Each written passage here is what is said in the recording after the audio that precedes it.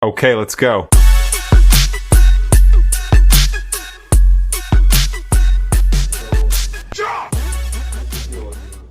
This is our monthly Marketing Mondays. We are coming back to this hall. We used to move. We were in Just Go, a couple of other places in the city center. And we're going to come back there as well. So we usually run it in a very free, relaxed mode. It's really very much like a catch up of the marketers. Right here you could see somewhere between 5 to 50 people, sometimes 70 people, right? So sometimes we run it together with some agencies or brands. We ran it with GWI a couple of months back, then we had a break. Now we are coming back. Okay, so my name is Aleks. I'm running a company called SOMIN. I'm also teaching quite a bit in INSEAD, in NUS, mostly about the marketing courses, sometimes a little bit more techy. My PhD is actually about computer science, like very hardcore one, right? So today we are going to discuss a very interesting topic, and one of those personally very interesting things to me is what is going to happen with the marketing agencies in the future, because we have a lot of announcements, we have a lot of talks by the agencies themselves. I used to run an agency even in the past, right? So it's actually quite interesting. What does AI making with the agencies? How does it transform the industry? And what's the future? So the story behind is this. I am doing quite a bit of research, and I went to submit a couple of the papers, because in our company, so we run a lot of research, like hardcore research, computer science research. So we submitted some papers, and one of them, actually three, but the main one was accepted in a conference called ACM Multimedia. It's in Ireland. It will happen in October. And they asked me to talk about the future of advertising, because they see the Forbes article I wrote about it. And that one was particularly focused on agencies, but generally speaking, agencies will be just the ones who are getting affected first, because their companies are human-based businesses, and obviously if they have nothing to do and everything is replaced by AI, then they're going to be affected first. And yeah, and I decided just to think about it a little bit earlier, and whatever we will discuss today, whatever your thoughts will be, maybe incorporate in that talk as well in October, because we are all marketers. There actually is no agencies there. I guess agencies are a bit worried to go for the talk where the agencies become obsolete. So because they're also actually dealing with the agencies, and that makes it even more interesting. So why did I write that article? Why did I talk about it in the first place? Because this guy, everybody knows him, he gave an interview, and he mentions that very soon there's going to be no much work for humans can get an initial idea maybe, and yeah, and then there's still a creative piece that is left for Facebook to automate, apart from targeting, which they did very well quite a bit time ago. And yeah, so they have a vision that in the very near future they will just need, marketers will just need to briefly describe what they want, and then creatives will come out by itself, and then the targeting obviously will set up by itself, automation and optimization will happen by itself as well, and then yeah, Facebook will be very happy because they will decide on everything, including the budgets, and that's the best world of advertising for Zuckerberg. And then they start hiring these very smart AI scientists for billions of dollars, showing that they're quite serious about this vision, and they are quite serious to be first. So, have you heard about this? Did you read about this interview? Yeah, did you? No. Okay, so you read about it. What do you think? Well, they're claiming that by 2026 they'll be able to do Yes. exactly this. So Yeah. I guess I have a question back at you, which is more on understanding about, is this kind of similar to what dabbled in vibe coding a little bit? Will this work in that particular way? I feel like that's still flawed to a certain extent. So how is this going to help marketers and brands actually build their business? Because it's going to be flawed from the start, and that's what I think. But hopefully not. But yeah. Well, I think definitely they will help them to spend money. That's for sure. I actually asked this question to my friend who works in Meta. I wouldn't tell his name, but what he's saying is that we are also all shocked. We don't know exactly how it's gonna happen, but what we know is that every time we, means Meta, them internal employees, they log into Ads Manager to explain and sell something to a client, the creatives become better and better and better. And now I quote, is if just a few months ago it looked pretty beginner level, now actually I quite like it. That's what he said. That's the Meta person said. And his or her job is about, you know, selling Meta budgets to big clients, big customers of e-commerce. So I think this is very much a secret project happening somewhere in the valley. If you will know the stories behind Mark, he's now not interacting with anyone. He's sitting in one office with two more people. One of them is a VP of product, another one is a VP of AI. Just three of them sitting in the office and cooking something in there. So this is like very special approach, right? They're back to startup mode, back to garage in a sense, but just with the billions of dollars of the budgets which everyone wished to have in their garage. Yeah, so that's what they're doing.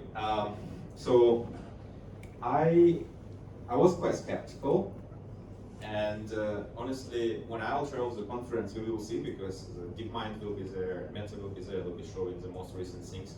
Usually, if that is happening in the research community, it will be out in production in a year.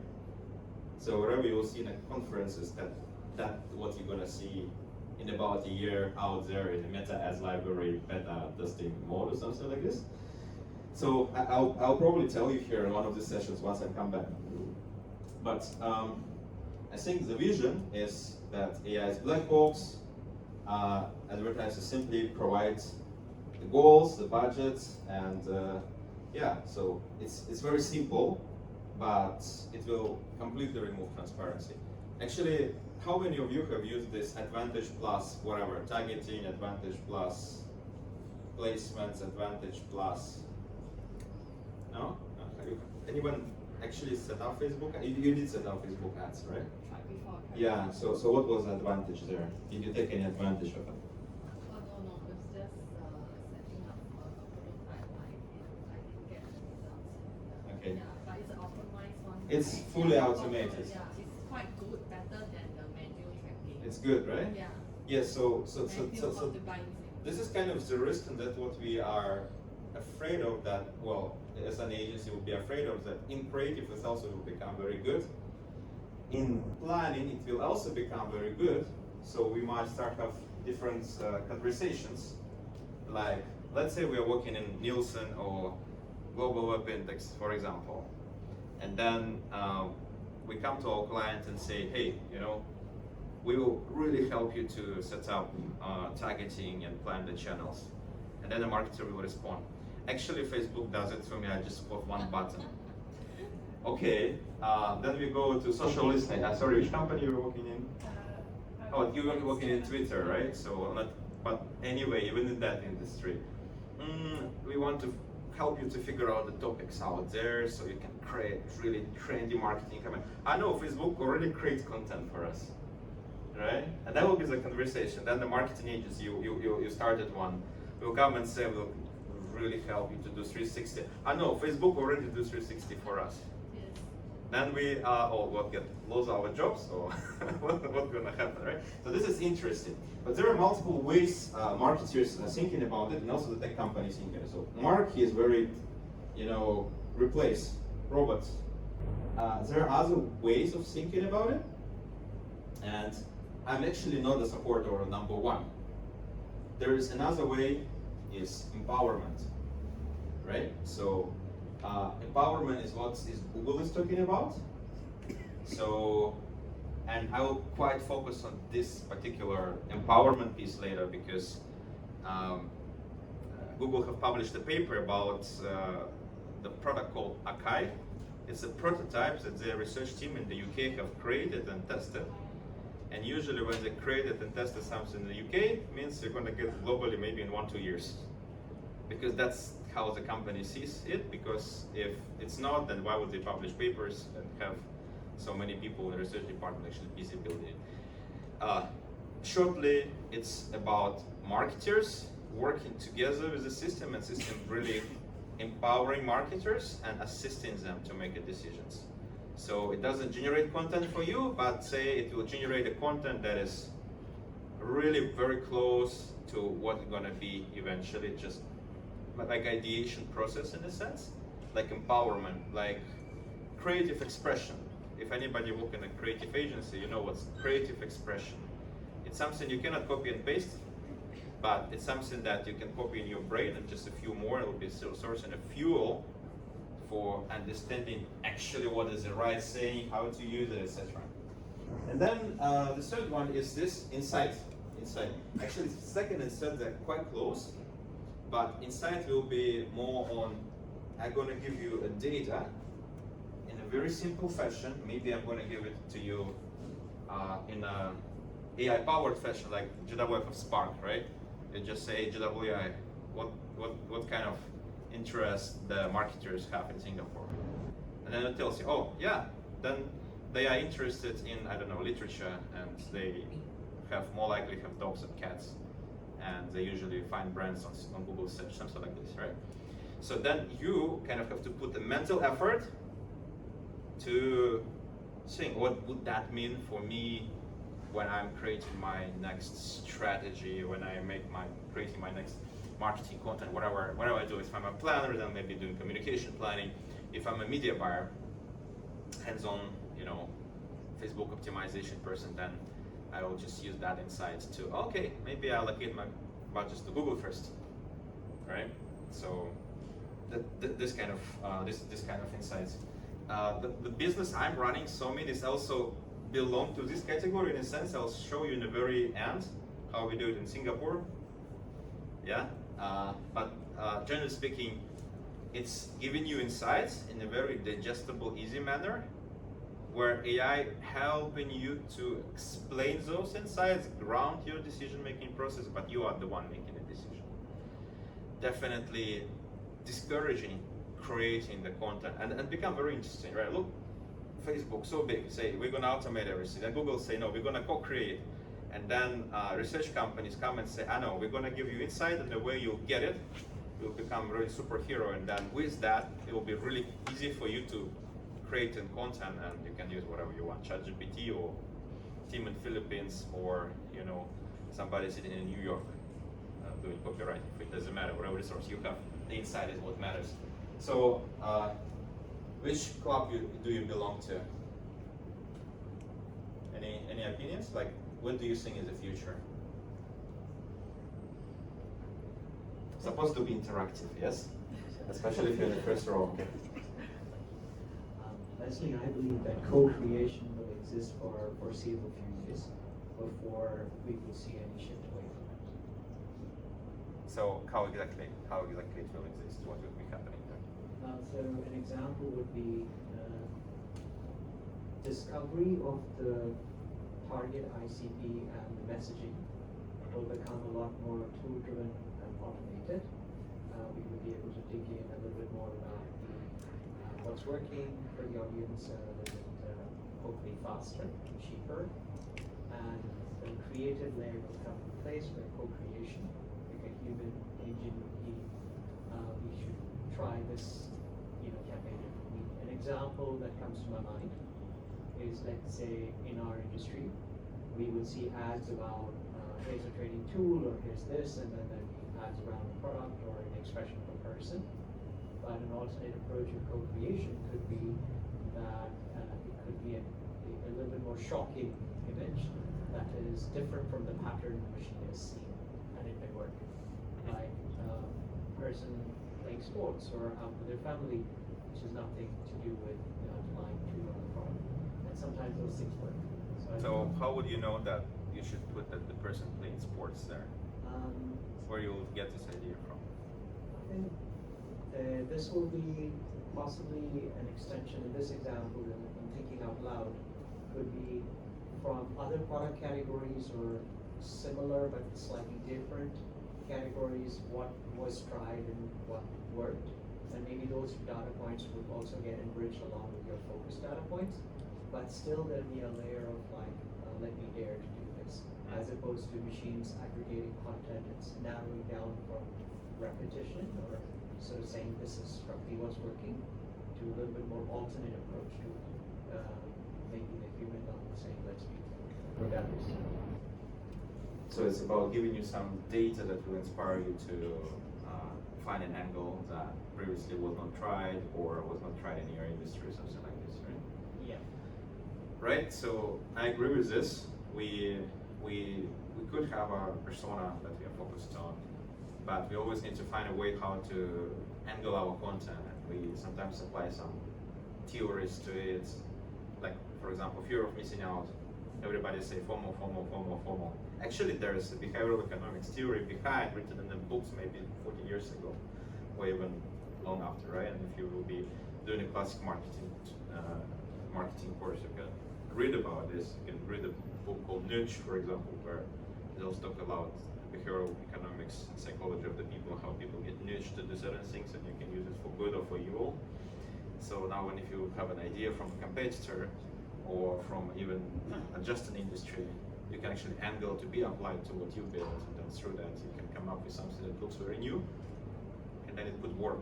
And if you do it often enough, then the performance advertising kicks in.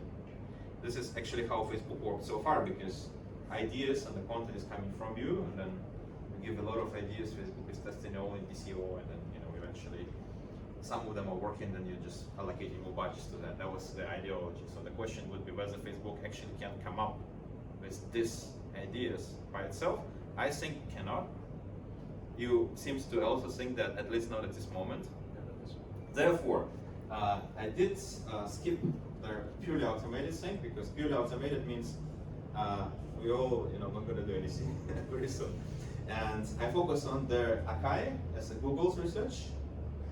So this one definitely very few people will be talking in the world now, because they don't read research papers.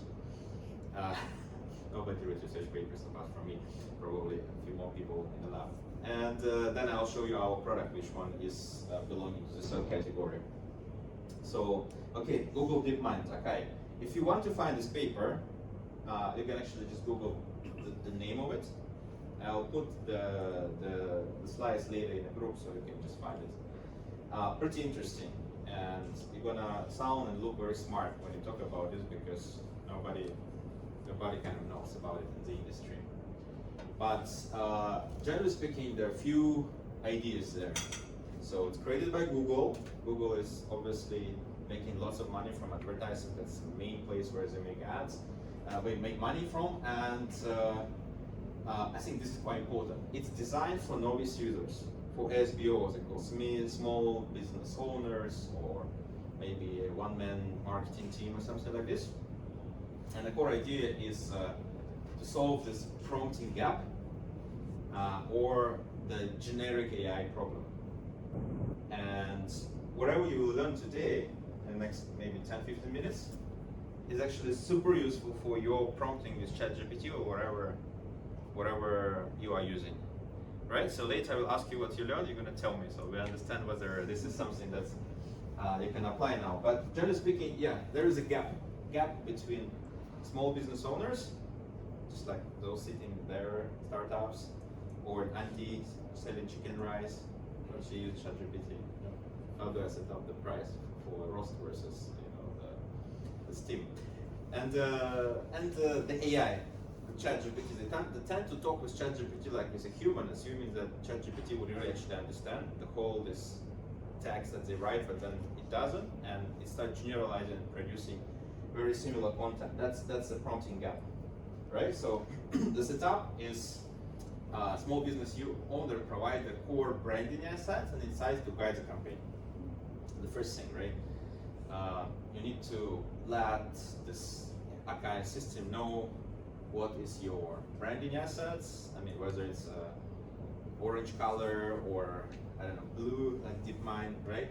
And maybe a couple of existing content that you already created, so it kind of get what the branding of your brand is.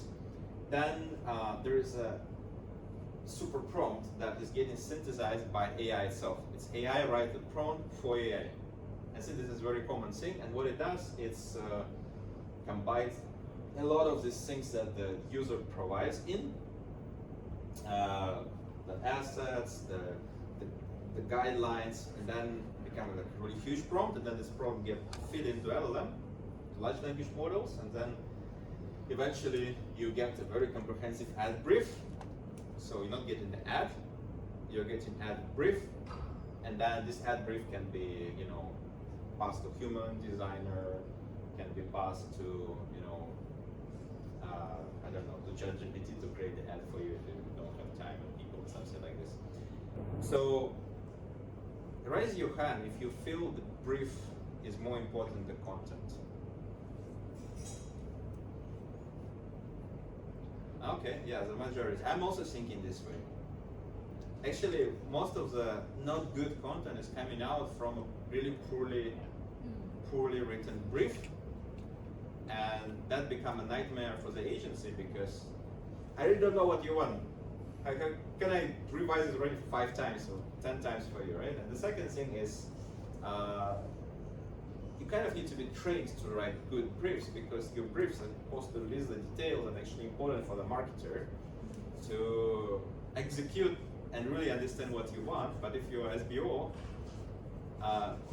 you actually hire an agency to do that job for you. So you just say, you know what, I want to sell chicken rice, and then in Singapore, chicken rice will be the rice with a chicken brew, and maybe in the UK, chicken rice will be chicken and rice, and it's a different thing. I mean, it's a simple example, but every industry has certain domain knowledge that marketer really cares, and it's important. But marketers in a brand usually don't really know how to explain that to the marketer in the agency. So this thing gonna produce a briefs. This is how it looks.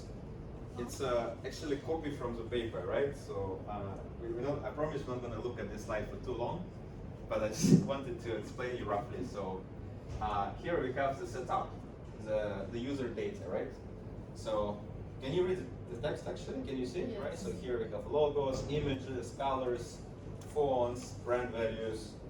You can probably extract it even from your website if you want to. And then we have audience and goals, right? So who we are creating it for, and different additional things like motivations of interests.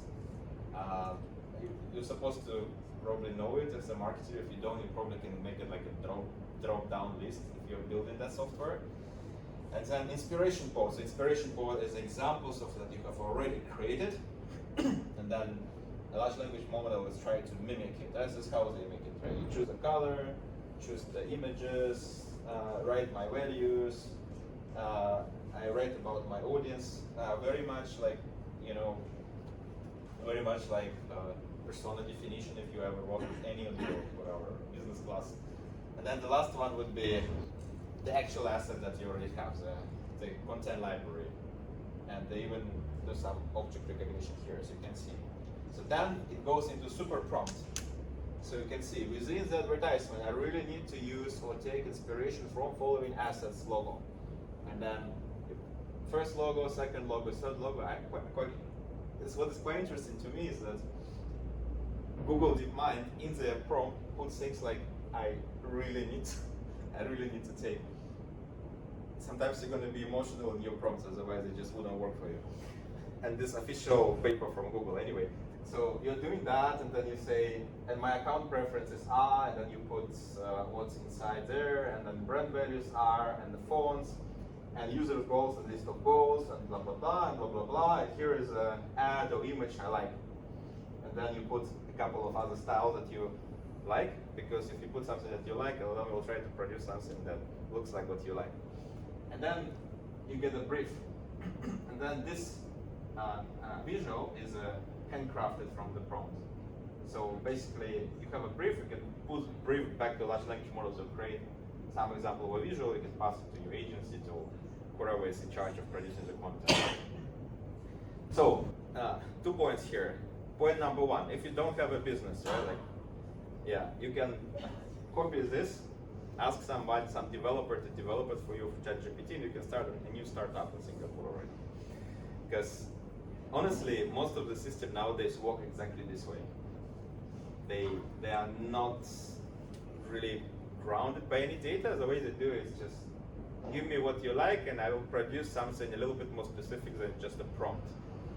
The good news, if you don't use any of that software, you can also really do it at home.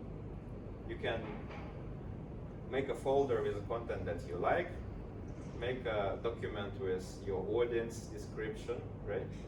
Make another document with your interests of you, and you only need to do it once, maybe spend a few hours. And then you're kind of replacing 90% of all the tools out there in the market that say they are really great in SEO, really great in ad copy generation. It's just this. You can download the paper, you can read it, and you will see it's just this. There's no any rocket science behind this, right? It's just, you probably need to get a Vietnam developer to build it for you in a month. Then you can even spin off a business and raise, I don't know, $100 million for it. So, but generally speaking, right, this is how it works, and this is the key things here are just few, right? So the first and foremost important thing here is this very structured input. It's called structured input scaffolding, right? So the idea with that, it gets guided the small business owner through the creative process, and because it's guided, then you kind of not supposed to really know it by yourself. You're getting guided through the whole process, and then it gives you a sense of control. And marketing control is very important, because I always have a boss who will ask me, how did you make it? So I'm supposed to, be able to explain. I cannot just say, hey, AI generate for me. Well, unless you have a very creative, future-looking boss that doesn't care. But generally speaking, you usually need to explain. And what we see in the industry nowadays, even in agencies, a lot of people chat GPT, and then chat GPT one more time to make it look like human. And later you say that actually I created it by myself. Because the moment it's created by AI, people start, judging it a lot. So explainability of it is actually a very important part of it, and this is one of the roles that Google particularly taking, and Zuckerberg is not taking. And this is very interesting to me, because who will actually win, right? Later, maybe in 1 year we will meet again and we'll see whose concept will be second most important. And then second is multimodal prompting. So multimodal prompting is really about putting the images that you like, and inspiration, and the colors inside. So who knows what is multimodal? You know what's multimodal? Multimodal means different types of data gets in, right? So you just get those inspiration structured content, and then you put a multimodal prompt with all the content that is important. So so eventually, right? So we can say that this approach can really help businesses, and will be much more widely accepted. Yes?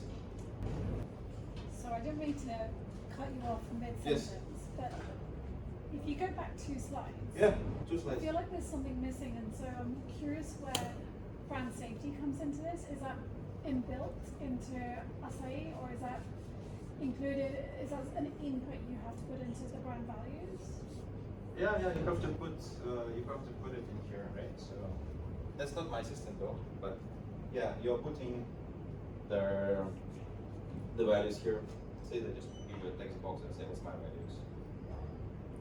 So are you saying the brand values is also akin to brand safety guidelines? I think the key honest answer here is SBOs.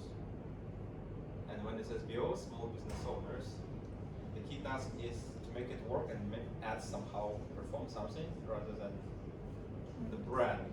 Yeah. I think the moment you're getting into brands that really care values that could, really screw it up in case anything a little bit will change. That will become a big problem. And you cannot use this kind of systems. But if you will look from another perspective, actually where all the advertising money are coming from in the big companies like Google, you'll see that a lot of small businesses that are trying to run ads on Facebook as well, rather than just a couple of big ones that, doing all the. I mean, you walked in Twitter, you know that even for Twitter ads, there are a couple of key accounts that get very smart talking heads focused on, and then you get hundreds of thousands of other companies that get supported occasionally by a team somewhere in India, or from Bangladesh or Vietnam, and those people could spend, I don't know, $1,000 a month. But when you get hundreds of thousands, millions of businesses spending $1,000, that actually might become comprising your core revenues. That's why agencies are, and this is connected question also, that's why agencies are so important. Because if there is no agency, then Facebook and Google will have to handle all these people by themselves. Right? So it's a tricky question. If you dive deep, it's actually very tricky. How does Zuckerberg want to replace the whole process, kicking out agencies from the industry, when agencies actually the main support power for them to handle all the small clients? And this was actually my answer to the question whether Facebook will automate everything and kick off everyone from the industry. For the last 5-7 years, I would say no way, because they will have to handle too many people by themselves. But now Zuckerberg have announced this, and who gonna be those agencies? AI agents talking with you? Who gonna be those people who actually hand in your $50 a day budget? Right? So there must be some plan behind, because if there's no plan, they're gonna piss off too many businesses. And then they will probably go to Google, or I don't know, some other place where you could actually influence things. Because only when you could influence, then your expertise suddenly become important. So somebody will be paying money to you for, doing that service. But it's a very important point. No, answer is SBOs. SBOs doesn't matter already. You can just prompt, and nobody. You can even put that in cloud, and nobody gonna steal your data because nobody will carry your data. But you're getting the value, and this is important, right? So, but anyway, since we're on this slide, I think the key part is these three things. So if you don't use Akai or any other system, if you just have a few folders in your computer with this three pieces of content, and maybe for different personas you have different folders that just like this, or even have a project inside ChatGPT. ChatGPT has projects which you can store and organize your files. Then you actually can do really very good job, and you could replace lots of modern tools. And I think industry slowly start understanding this. Who knew about this already? Or raise your hand. Yeah. Okay. So now everyone know. Anyway, right? But how do you gonna do the same thing with panel data, for example? You cannot, right? Or with a competitor research, how are you gonna do this? Or your CRM data, your CLV of your customer. What you gonna do? If you have a huge CRM, very complicated relationships, sessions inside. So there's a lot of things you could actually do inside there. Or TV, things like TV, right, for example, right? Engagement of the people, telcos, customer. You can do so many things where data processing is needed, you cannot do it this way. So we think there's a lot of space, and this is also another one of the reasons why I feel Facebook might not be able to really do a very good job, because it just doesn't know you well enough as compared to those people that are working inside. This approach would start pulling that data, but I think because these businesses are very generic in general, we have to accommodate for everyone. It might be still not deep enough, I think. Anyways, so you could get high ROI, right? So co-created campaigns deliver higher returns on ad spend because you are powering marketers, giving the tool that makes them making them decisions much better. more authentic ads that actually focus on the brand, because Facebook might not really know your brand well enough, or might know the social part of it, but not know the rest of the things unless they start asking those things from you, which they don't so far. And then, you might get enhanced creative, enhanced media agencies. Somebody that's effectively become AI equipped people, right? So it can automate the task, right? So maybe a new agency will be proud of them not having too many people, instead of saying that, oh, we get a team and everybody is just creative and great and they're all sitting in an office, so we will be always here for you. Maybe a new type of agency will be coming to you and say that I've got 3 PhDs who build 500 AI agents that's helping our 10 account managers to come up with the best in class ideas, and here is the proof. You don't need to believe me, you can just see based on our results, right? So maybe that would become the quality. Maybe agencies will be start measured like research labs by number of developers they have. Maybe people will be looking less on their past one-shot cherry-picked creative ideas that they come up with in the past, and now they're looking at what's the manpower, what's the technological equipment they actually have, justifying the work that they do. If you go to a creative agency website now, guaranteed there will be a portfolio of projects where it will be written, oh, I come up with so great idea. So that campaign is really creative. This one is also very creative look, so nice visual, right? So then you're supposed to be inspired. But in the era when we need thousands of ideas, how are we going to transform this in agency? So this is the thing that's going to change. By the way, I've been in the UK office of TikTok, and I talked with the head of acquisition of the users, and I was showing them some audience research, trying to convince them to target and create better visuals. And then he was very excited, but then he said, "But guaranteed we're not gonna work with you." I say, "Why?" He say, "Well, because we create about 1,000 ads a week. We just run all of them in all channels. We see which work, and then we scale those. That's it. This is our approach everywhere in the world, and it works for us. My team is not big enough to think very hard into what to run. We just run everything. We don't care. Our bosses in channels don't care. We are fine." That's what the head of acquisition of TikTok Europe just told me, right? So I didn't even bother trying to explain him all those strategies. No need strategy. Just run 1,000 ads a week. It's okay. It will work. Yeah. And could be that approach is what Facebook is trying to achieve. Maybe they don't tell you that they're gonna create that one great idea. Maybe they're telling you, I'm gonna create good enough ads at that kind of scale, and you're not gonna even see what these ads are. It will be just all within the DCO, and they're gonna generate sales for you. And yes, if you're a big brand, they're gonna approve everything of VP of VP of VP of VP of HQ, and be really slow and do one ad a month. Then everybody else will be just running thousands. So SMEs will really shine. Will be really in love with this kind of advertising channels. Right. So this is what's going to happen with the agencies. And then there's some evidence in there. If you look at the hiring. So anyone worked in Publicis or Havas or WPP or something like this recently? No? Oh yeah, definitely you work with them at least, right? So all of them have a system in place that is trying to aggregate the data from all the sources and use large language models, usually hosted on-prem, to come up with some insights. And so far, it looks like Publicis is leading all this crowd, and WPP to follow. Some others just realize it too late.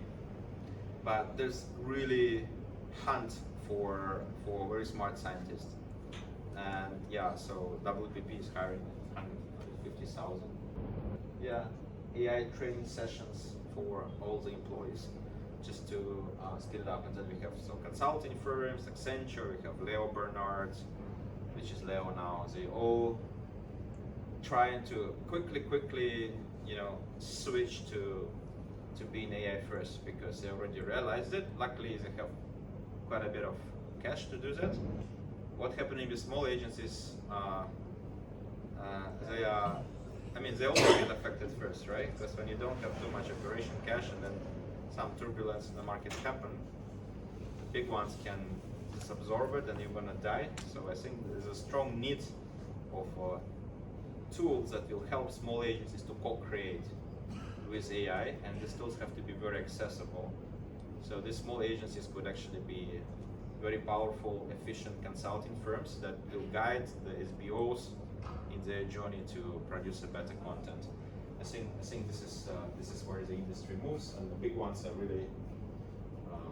really adopting this. They're in Malaysia. They're offering quadruple to 6 times 6 salaries to what was offered to agency people if they have AI skills. 6 times. Yeah, their salaries in Malaysia is higher than people in Singapore. Right? That aggressive those agencies are. I'm talking about one of the top 6, top 5 agencies in the world. Right? And the last thing what I wanted to show you is the platform that we are building. It's also about co-creation.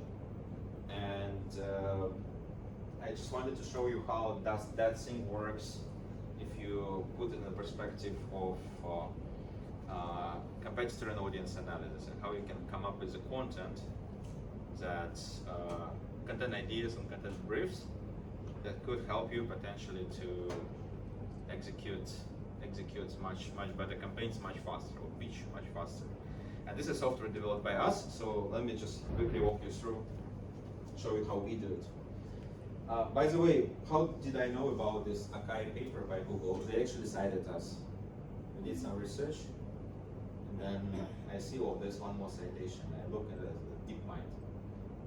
So we were celebrating first, like, how DeepMind is talking about it, but then, yeah, what we did next, we read about it, and we try to learn how these things are actually working.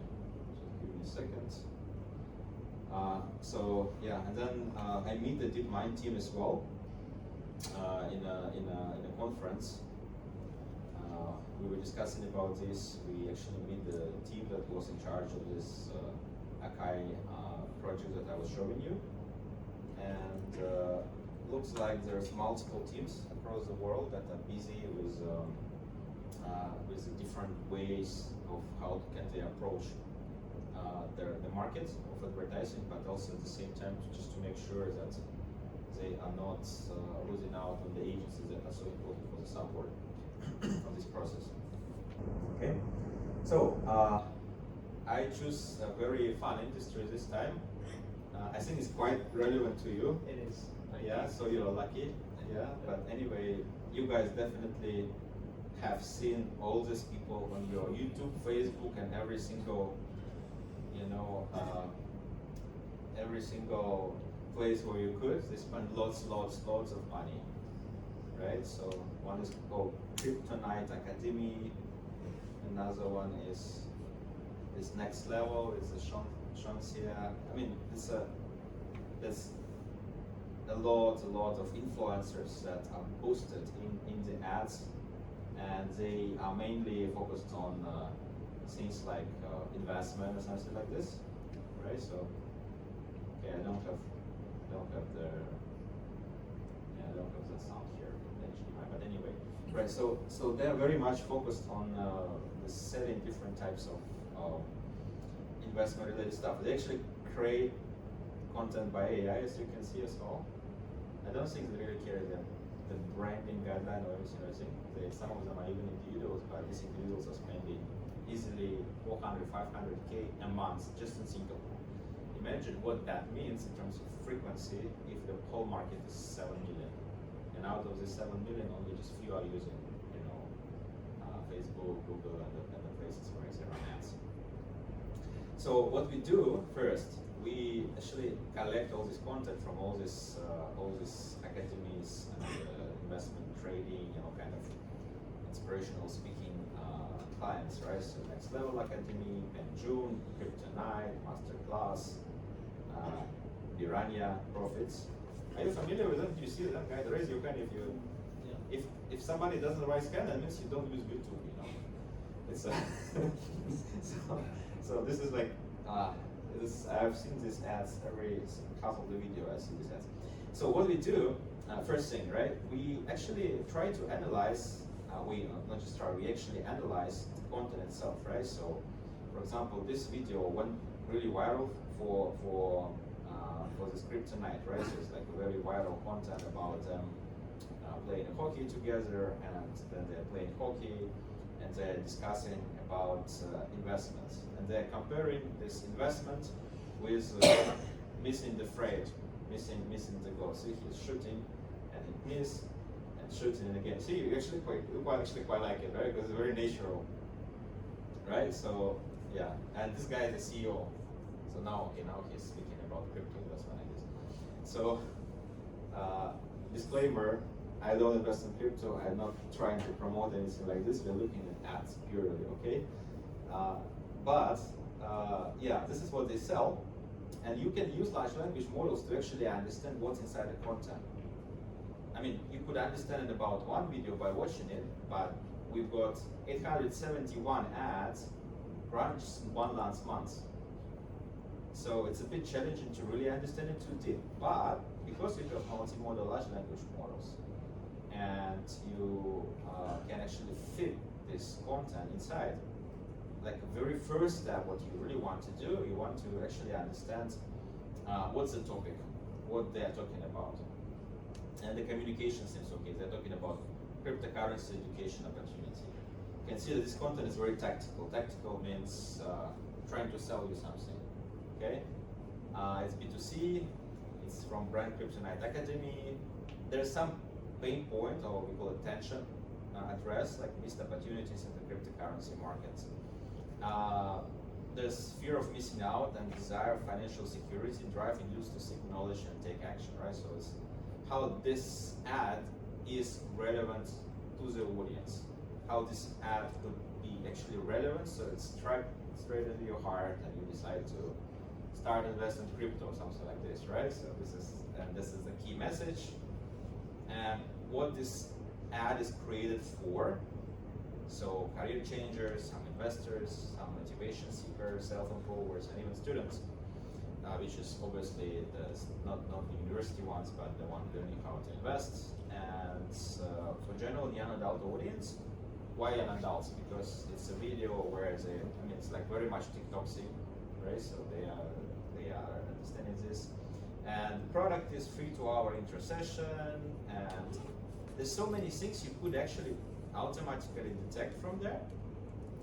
You can really understand and break it down into very, very, very important, essential communication concepts. And you can even see where people will be looking at when perceiving this ad, right? So, for example, it tells you about how to center the content, and that this ball with the arrow is actually quite important element. It's not just the kind of t-shirt, but this is something that is very important for this ad. And what he speaks about, this technology is not LLM, it's our own neural network, but if it is or not large language models anyway, it's quite important. And then you do it for all the ads, and also all the organic content. You just really pull all this, and you are trying to understand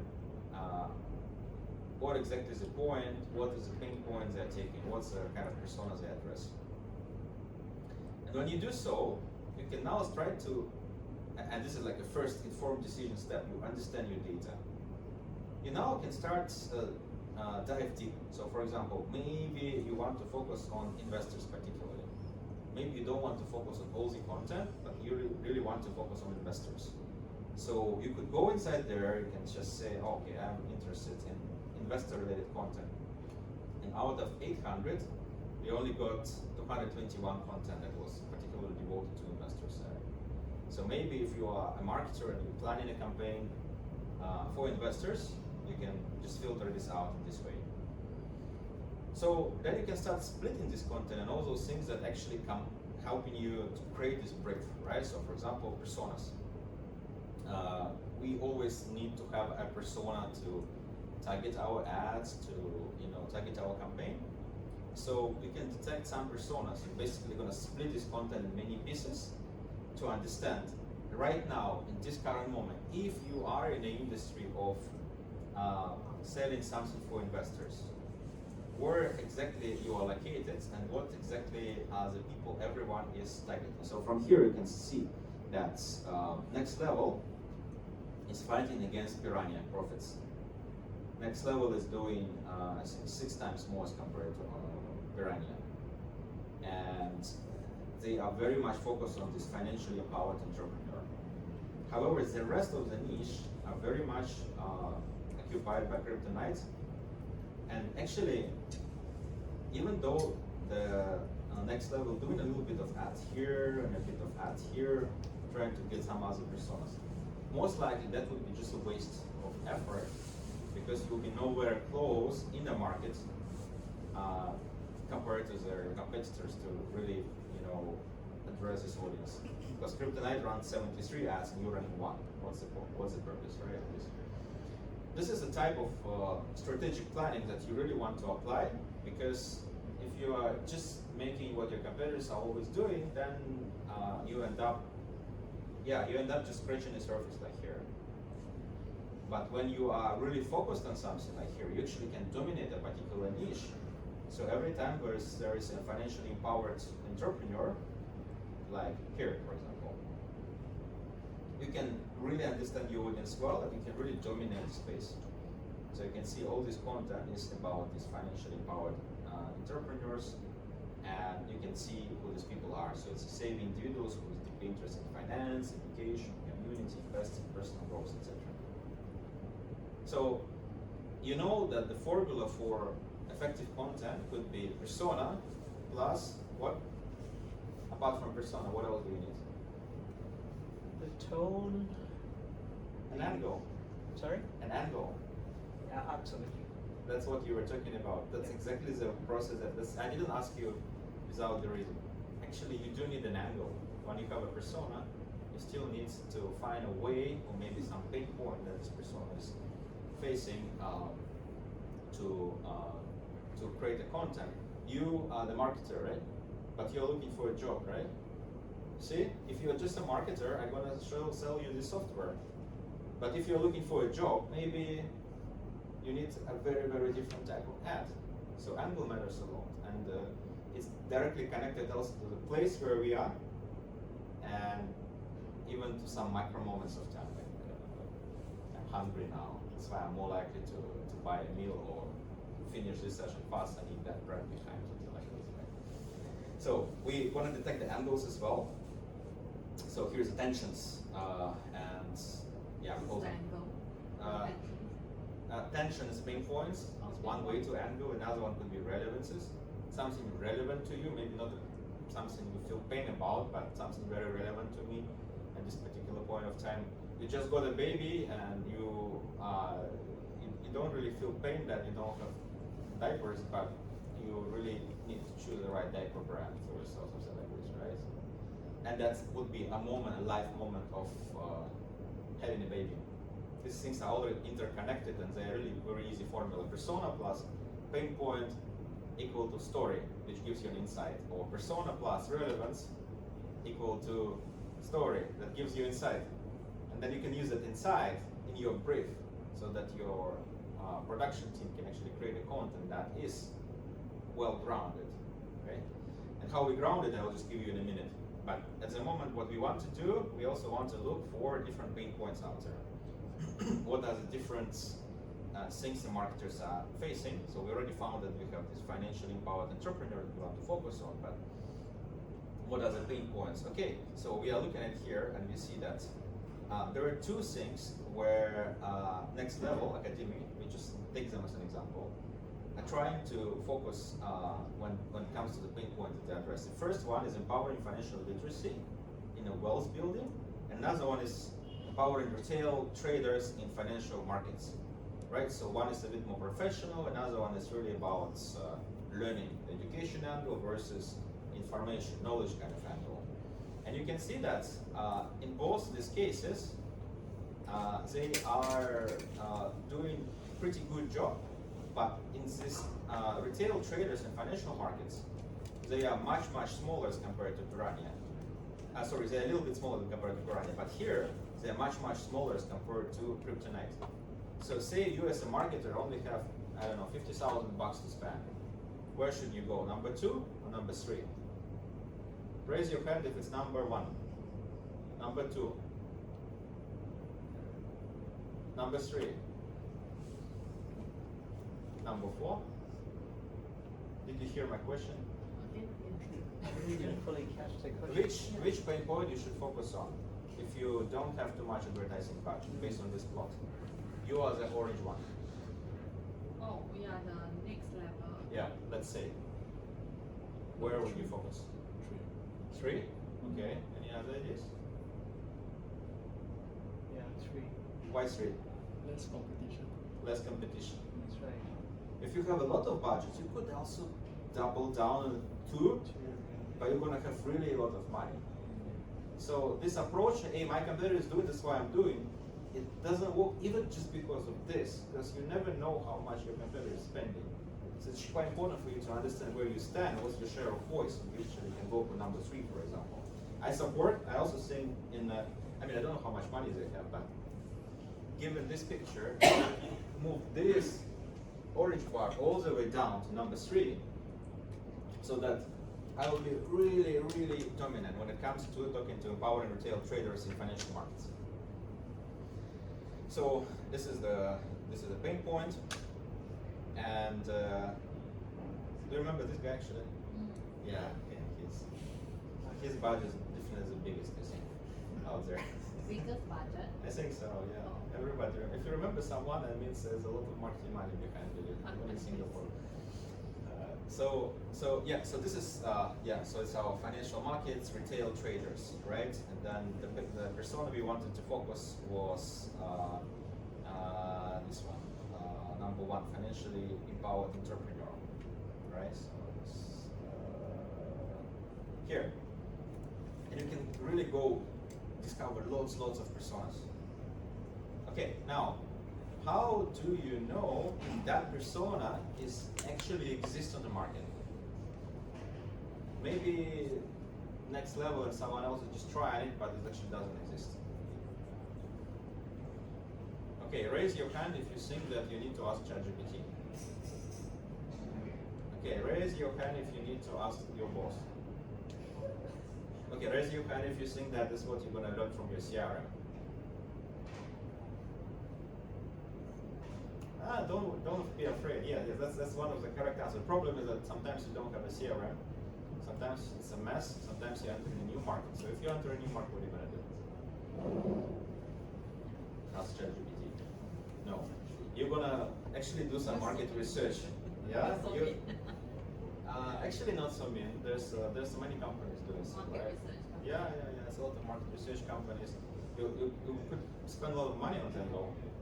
Right? So sometimes you could go for market research databases that ask for a standard set of questions, but you can actually see the difference between different markets. So in our case, we are integrated with one called GWI, and for that same persona that you have chosen, you could actually know a lot of things. And all those things could be very useful for you to plan your content further, or even plan your targeting. For example, let's look at marketing touch points. So we have already chosen that entrepreneur, inspired entrepreneur, but we probably want to know where they actually find you as a brand, which channel you should run. So you actually can see it, that these people are on search engines. Not just the 42% of the search engines, but it's also they are also more likely than general Singapore population, the red line. That's average, yes. So yes, Singapore is quite a bit on the search engines. But these particular people are even more likely to be on search engines. They, for example, seem likely to be on social media, just the same. But for search engines, they are more likely to be in there. And then the second thing would be word of mouth. So that's the reason why in this particular industry, a lot of ads are not banners. A lot of ads are not even, videos about the process of investing. So a lot of ads are actually an influencer who is a trainer in that thing, so that they're using influencer content very much to be amplified by paid media money. That's why search engines and word of mouth is pretty much number one, number two. Then the websites, so they have fancy websites, and then in-store is not really relevant here. TV is just too expensive, right? So you need to look at unit economics. So if you are a marketer want to advertise this, you would go on social media, which is 25%. But what you would push their influencer content there, which is 38%. And then definitely you'll be doing a lot of traffic on paid search, right? And then how would you, remember I was asking you, how would you know whether they like sports, right? You actually could know this as well through their interests, for example. You could see that these people are really, really into live events. That's why recently a lot of these things are moving from webinars back to, yeah, you can use it for your marketing. Good point.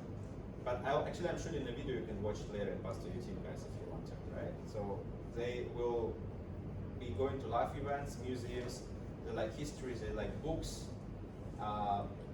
Maybe if they are keen to go live events, they like to be engaged live, maybe that's a format of your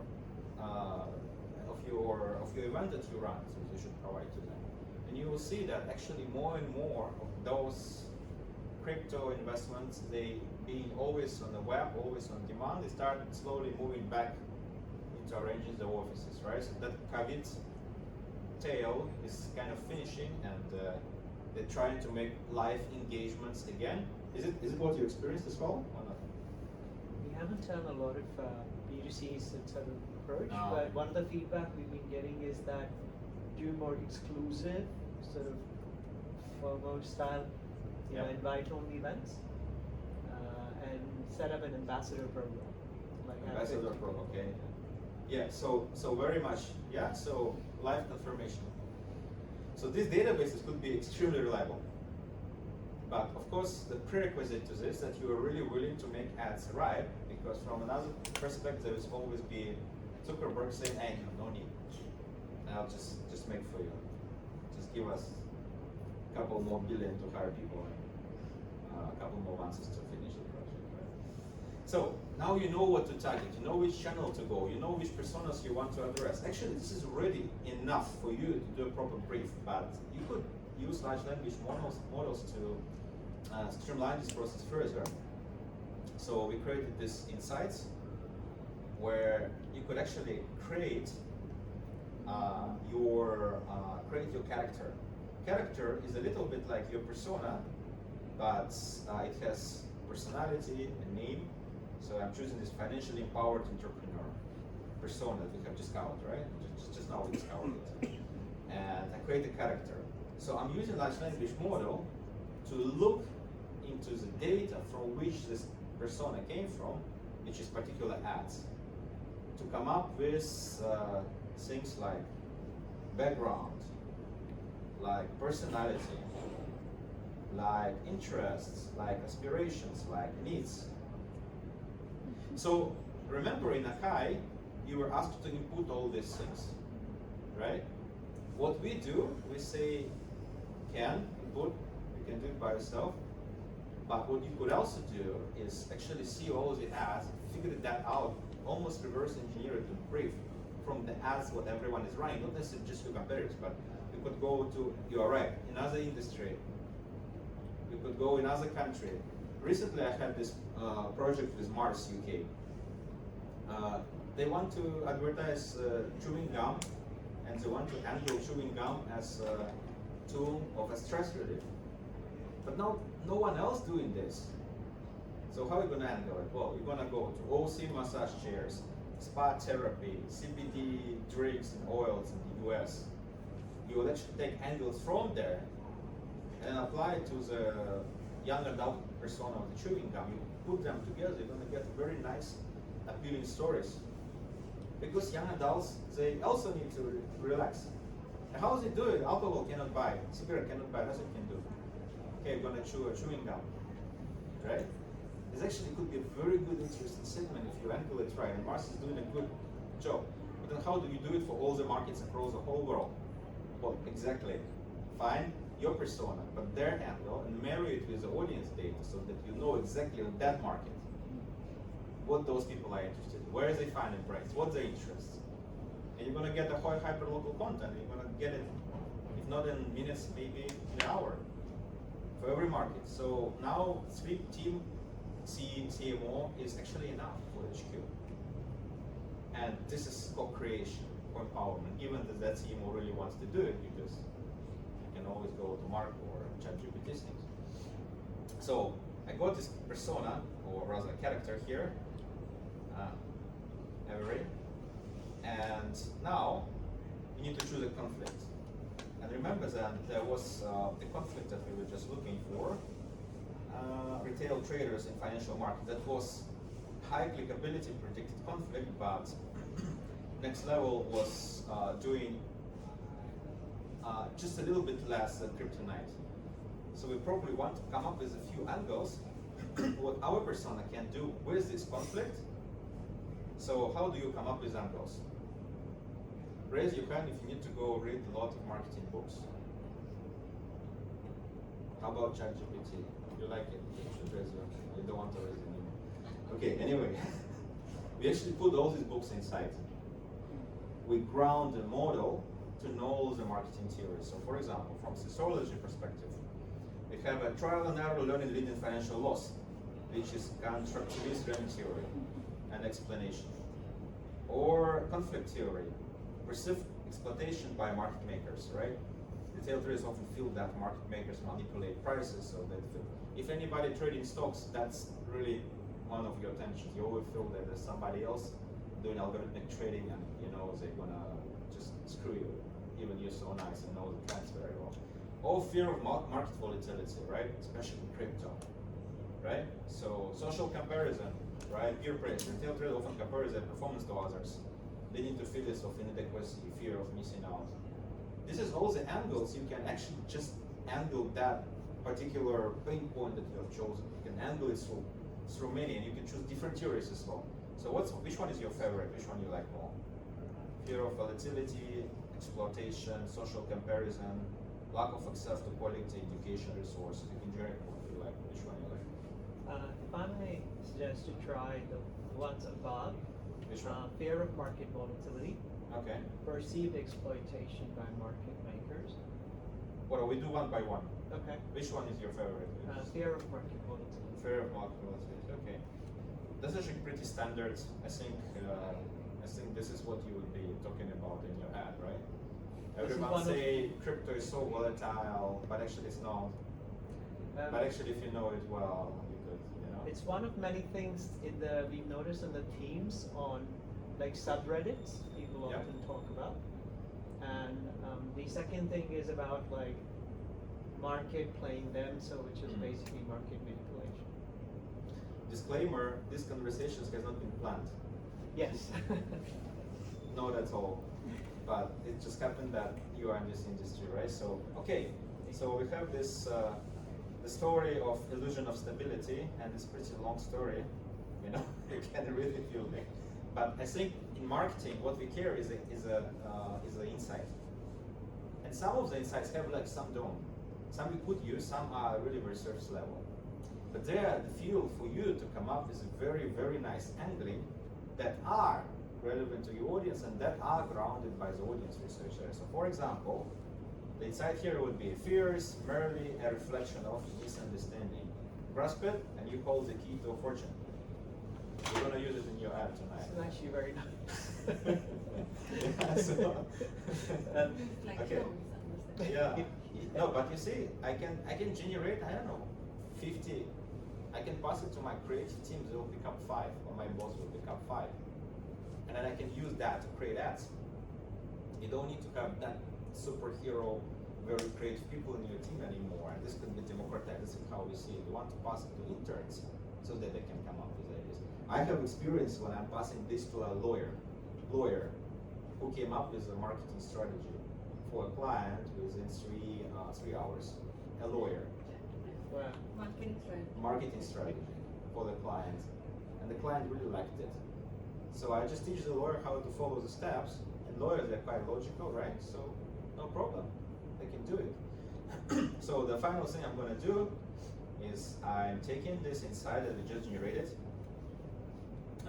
this one, and I'm taking my product, which is I just input one here. This one you do by hand, because if you don't, then it could start really making up some things about your product that you don't have.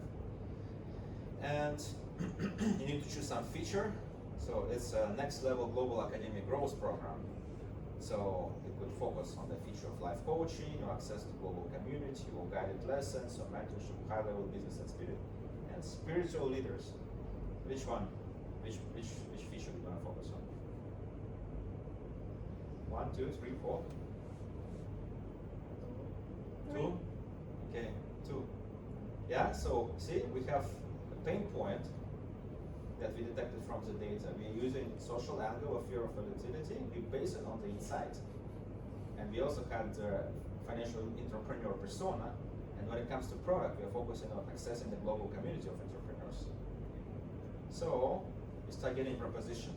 And then this is type of the campaign proposals that you would very, very, very unlikely to get from ChatGPT if you just ask what to do. But if you look at the idea beneath, it's very similar to what Akai is doing. It's just here we discovered from the data, and Akai say input it for me, and they really rely on you. Akai, the Google DeepMind research, right? But generally speaking, this overall it will be one big idea that you need to take away from today's session. You work with AI and large language models,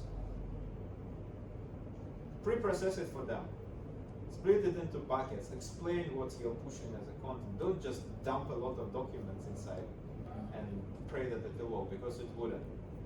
And if you look at an internal system of huge agencies like Publicis, WPP, Havas, and others, you look at the early version of the system that they create, that would be exactly that, dump everything in.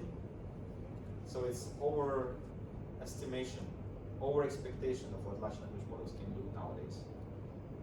And there's some technical explanation to that. But anyway, we have these proposals. Fear less, earn more. Your journey begins here. So the insight would be, so the consumer takeaway, I see my fears as opportunities for growth. Oh, master your fears, master your future. By mastering my fears, I can achieve financial freedom. Or embrace the volatility and unleash your potential. I can turn uncertainty into my greatest opportunity. Or from fear to fortune, empower your trading mind. Transmit my fear into financial intelligence, right? So it's very, very much fear focused. So if in the previous step, your boss have selected 3 insights that he or she likes, here you can create 50 ideas of what the copy could be, and then eventually you can brief the team, right? So I can choose one of this, start generating some creative exceptions, could be a potential visual for this campaign, could be moments of truth, could be, even a physical campaign execution. For example, this one. Targets audience diversification. Engaging in deals could typically avoid financial market, creating a fresh perspective on value investing. You go on the street, you find the individuals, and you encourage them live with this TikTok style, right? Or to run this campaign, you could run expert-led workshops. That's what everyone is doing. Yeah, expert-led workshop. That's how you sell in your industry. Or transformational experiences, crafting supportive environment where fear is transformed into knowledge through hands-on activities. So we will help you to conquer your fear during our workshops, webinars, wherever you send, right? So it's ideation guide. And actually, you don't really need that ad to be generated by AI. Come on, right? You need to get enough ideas. But if you are in a bigger brand, talking about your question earlier, you want to make sure that that idea is justified by the audience, that idea is coming from what competition is talking about, and that idea is not just coming out from your mind, but has a very solid ground so that they can put $5, $500, or $500,000 into it, and you'll be very sure that what you're doing is it's not wasted, and it will not be wasted. And I think this is ultimately what the co-creation is. I'm a strong believer in it. You can try it if you like. This tool, right? So it's subsidized by Singapore government, the only one that we have. So if you want to try, scan your QR code. If you want to get the paper, just DM me in the WhatsApp. For that, you need to add yourself to the group. You add yourself to the group, add yourself to the group. The QR code is working.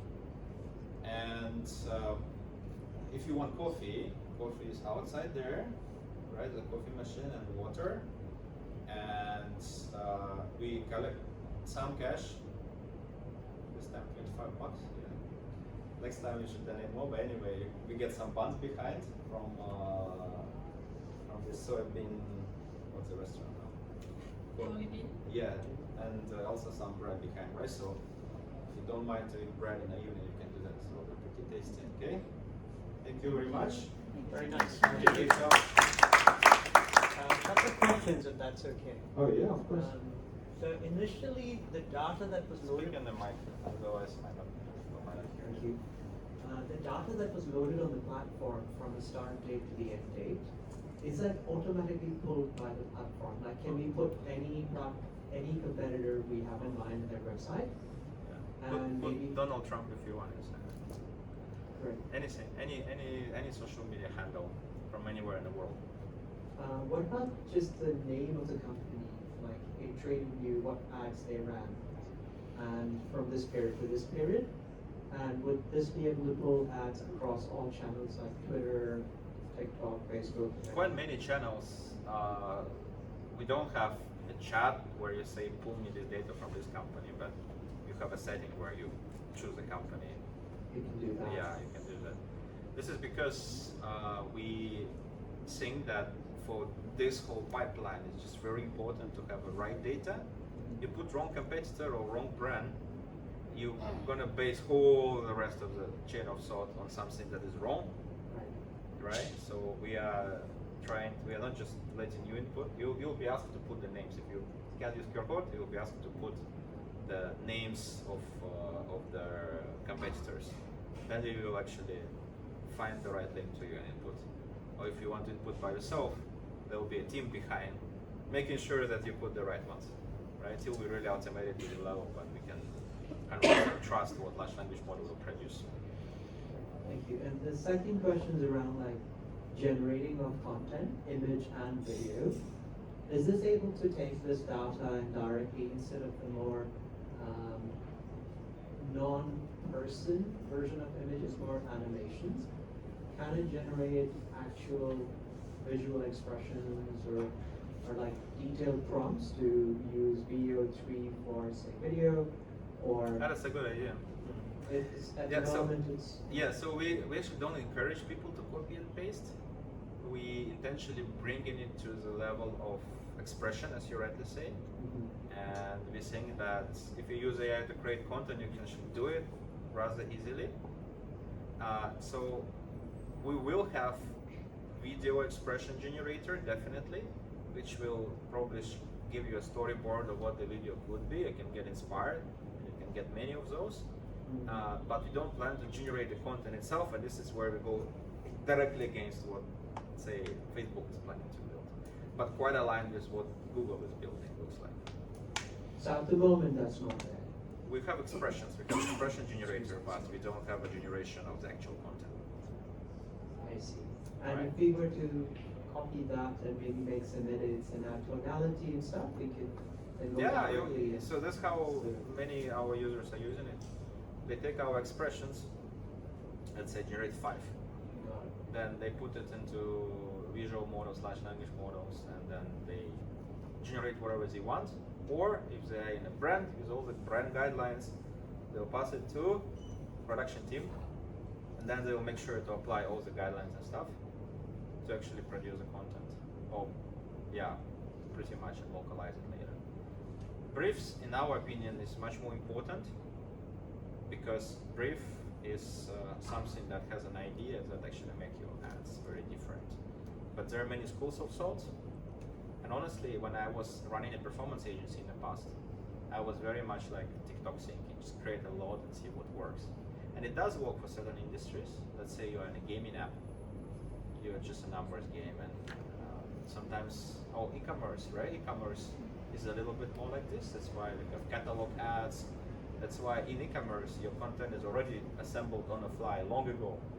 6 years ago, TikTok already released a system that was able to produce visual content on the fly, and then they were pushing it to agencies. The agencies have faced the bottleneck. They have this technology, very cool. Then they bring it to the brand, and brand say, okay, can you modify here a little bit? Like, no, we cannot. It's AI generated from TikTok. No. We do traditional way. Pay you so much money, you do it by hand, please, right? So, of course, it's also about what kind of business you are dealing with. For SMEs, I think Zuckerberg's vision is very relevant. It will happen. So small agencies will be affected the most. You better think what you're going to do. For bigger brands, there will be a lot of strategy stuff, and for bigger agencies as well, right? So strategy stuff. So they need to just make sure that they show their customers that they are AI pros, and that's why they hire so many people. That's why one of the brands that was just won, they just switched an agency in Europe, huge international food company. I talked to CMO, and this is exactly what he said. We switched to agency X, which is one of the top 5, and I don't know what exactly they're gonna do and what's the difference between agency Y, which is also top 5. But what I know for sure is that they have so much AI tools, Okay, how do you know? Well, they told me we are AI here, AI there, and AI everywhere. And I said, that's why the switch. Yeah, they were bidding, and their pitch looked more AI than my previous top 5 agencies. So we decided to go for this one because we so focus on D2C, direct to consumer e-commerce, and we want to do hyper local content for our markets. And we are just like 5-10 people in HQ that just cannot handle. Even Asia Pacific, you think, right? How are you going to handle 30? You sell beer in India, you will be selling Guinness fighting against Kingfisher. And in Singapore, you will be doing what? Heineken, and Tiger, and Carlsberg. And you cannot actually touch brand at all because those are the holy, especially Tiger in Singapore, holy thing, cannot touch it all. But in India, you can go wild because that team feels it's okay and the HQ says it's fine. So it's you're right. It requires so much the human guidance around it, and I think that part of the industry definitely not going to change for very long. Wherever Zuckerberg thinks it's good or bad, that part not going to change. That's why bigger agencies, they are transforming. Small agencies need to figure out how. Maybe you can be one-man agency, who knows, with all the tools, right? I talk to small agencies in Malaysia, Indonesia, Singapore. I would say 70% of them come to me and request, Alex, can this tool replace half of my employees? There's no agencies here, so I can't say that. I'm far from you. But I mean, this is the thinking. You like it or not, it's ethical or not, that's what they're asking. Because agency business is about what the margins directly related to how much money you pay to people, how expensive the people are. What's the answer? Huh? What's the answer then? Answer? Yeah, that you gave them. Well, I told them that if you get people who are doing some basic boring stuff, maybe it's good for them to be replaced.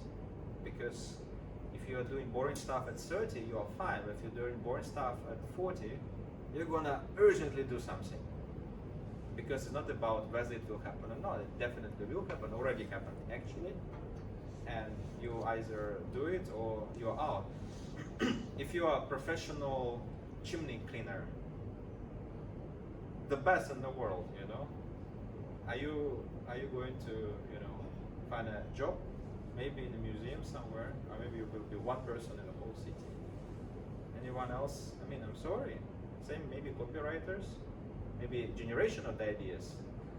The strategy, communication strategy, very important. But writing copies, honestly, large language models properly grounded, they do copies better than most of the copywriters I know.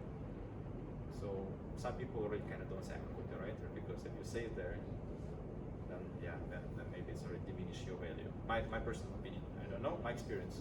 That's what I'm seeing by talking to these people. You can have your own conversations and decide maybe I'm wrong. Hopefully, I'm also human, no one need to replace by these things. The last bit is, in this platform, is there any integration with content publishing to social channels? We will build this in the future. Now we focus on the data, so we integrated with Global Web Index to pull the data, and we integrated with Meta, with Google, including YouTube for the ads, and then we have TikTok, LinkedIn, and Facebook on social, and something more platforms. So we develop in two directions. One is a wide, just to get more channels. Another one is a depth. I think this is the deepest platform in the world, we think, at the moment, even compared to those what the agency built in-house. So we're kind of trying to keep that edge and try to retain it, right? So we want to be the deepest research for those people who understand it. Thank you. Sure. Oh, I got a question. Sorry, we only have one mic today. Actually, we have 5, but only one is charged. I don't know why.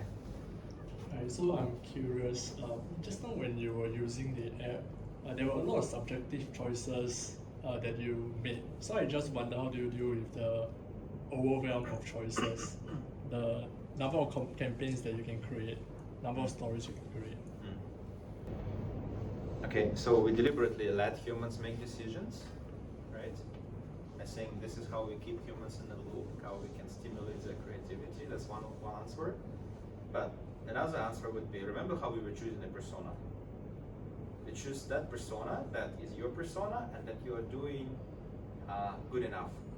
Remember how we were choosing the pain point? We were choosing that pain point that is relevant, but you need to focus more on, right? This is kind of a conscious strategic decision. If you have too much money, you might do all personas. But if you don't have much, then you want to focus on something that you can really dominate, right? And there's intermediate options, so that you can even choose something really emerging. You can see that in organic, some persona is emerging and getting some traction, but nobody run it on paid yet. Wow, that's a great opportunity, you can do it. Or in a neighboring industry, or even some influencer, you can put influencer handles inside, you can monitor them as well, if you want to, right? So then, how you choose angles? Well, you choose something that is relatable to your audience and to your product. After we build in GWI integration, we actually see what the psychographics of the people. So we can rank which angles are more likely to work and which angles are less likely to work based on the responses, like how do I look in the future, whether I'm adventurous or not, what kind of what kind of things I'm interested in, and what kind of channels I'm staying. So we start ranking those options for you, and we give you the logic, but it's for you to decide. And we don't plan to change this part, because I think that's a human's job to make a decision. Otherwise, we will fall into this, this Terminator movie 30 years ago, right? You let machines make decisions, then they start sending the missiles. So I'm just wondering, does that mean that you kind of have to test different campaigns, even with limited budget? 500%, of course. Right. Okay. This is one truth behind every single brand that I've seen that have good unit economics and scalable ads, doing a lot of experimentation. Every single not good or okay performance campaigns that I've seen, from really huge brands in Singapore to very small, are usually 2 symptoms. Number 1, attribution doesn't work. They don't track the whole funnel, they don't track the lead, they don't have the conversion ratios and all this. Not analytical enough, and not tracking means that Facebook, Google, they don't really learn what kind of people convert, what kind of don't. That's number 1 symptom, unrelated to number 2 is they don't do experiments. They don't spend enough on experimenting different objectives, but also different content and angles.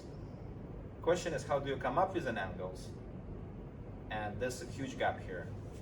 And there's an educated way to come up with the angles. And that's what we're focused on.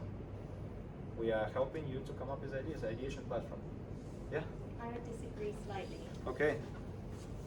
That's amazing. First disagreement today. Please tell us. If you're working on a big brand, Yeah. you'll be doing all of that stuff internally. So you'll be creating multiple copies, multiple scripts, testing them via Kantar, Nielsen, whoever, via large audiences. Then you'll be looking at the performance, refining your script, refining your visuals, refining where the message lands, again and again and again, until you are convinced, all your key stakeholders are convinced, your CMO, probably even your CEO are convinced that that copy is going to land. Then from that master copy, you'll be creating different cuts and edits of all of the other types of different assets that go out across channels. And then you'll hand it over from a global perspective into the markets where they will be testing iteratively and checking the performance of the ads and feeding them. So where is the disagreement? I think what you were saying is that you put stuff out there into the social I know, I media. said you need to test. Pardon? I said you need to test. Yeah. So effectively, ultimately, you don't really, I mean, saying that's a very important point, but generally speaking, I just don't want to put it as a disagreement. The core part, the first one, attribution, I mentioned, again, not related to today's session, but the second one, you could test it by running, and then you might hurt your brand, which you mentioned, which is important. You could test it by refining through the data, say GWI. You can even look at the audience first and create based on the audience and have a direct link. You can run panels. There's a lot of panel databases where they actually match whether your ads hit the right audience, and those panels know exactly who those, let's say, mother and baby industry. You, as a PepsiCo, you might run a mother and baby brand for the baby food. After you run the campaign, you know exactly how much actual mothers have seen the ad, because you track it from another side. You can talk to those mothers and ask them what they feel. And only then you spin off, you know, your CPM campaign for, I don't know, a few $100,000 to run it, right? And definitely, every mistake in the big companies, it could cost lots of money, easily unrecoverable, right? So you're gonna, for human perspective, you're gonna approve it definitely, but also for performance perspective. Have you heard about this Rotten Burger campaign? You don't know Rotten Burger campaign? You know, right? Yeah, so Burger King, they decided to find a different angle of how to, okay, so the brief was show that our burgers, our food is really natural. And they made a decision to show it in a very different way, like not like McDonald's is doing, but it's cheese is dropping, you know, that kind of, and you want to eat it. But you want to show it's natural. So how would they do it? Well, they show everyone a rotten burger to show that actually it's very natural ingredients in there. So it gets rotten. And it was super brave, absolutely brilliant campaign that won all those Effie's and in Cannes Lions and all that. From the marketer perspective, it's great, but it's still also given us one of the most contradictory examples, and marketers are still asking whether it is something that should actually have run, because after that campaign,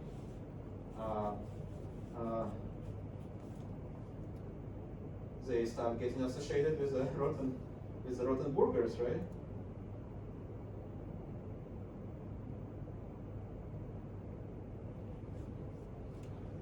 So I think, yes, I think you are definitely right. It's very important to test, but how you test it, it's of course could be about the technology.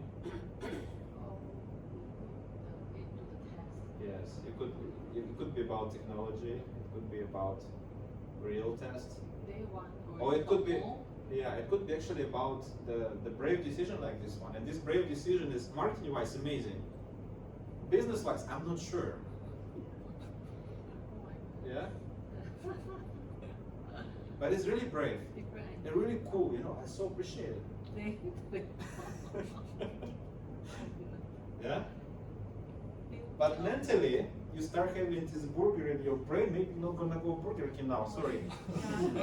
eight less customers for Burger King, right? It's your ad. You show it first, right? It's not me. But you understand what I mean, right? So it's and this is exactly the point. Human must make the decision. Brave decisions, the creative decisions. They are human decisions, in our opinion. We think this has to be done this way, and it's our job. Okay, any more questions? Okay, your coffee and your snacks there. Thanks so much. Really nice to meet you Thank you. guys.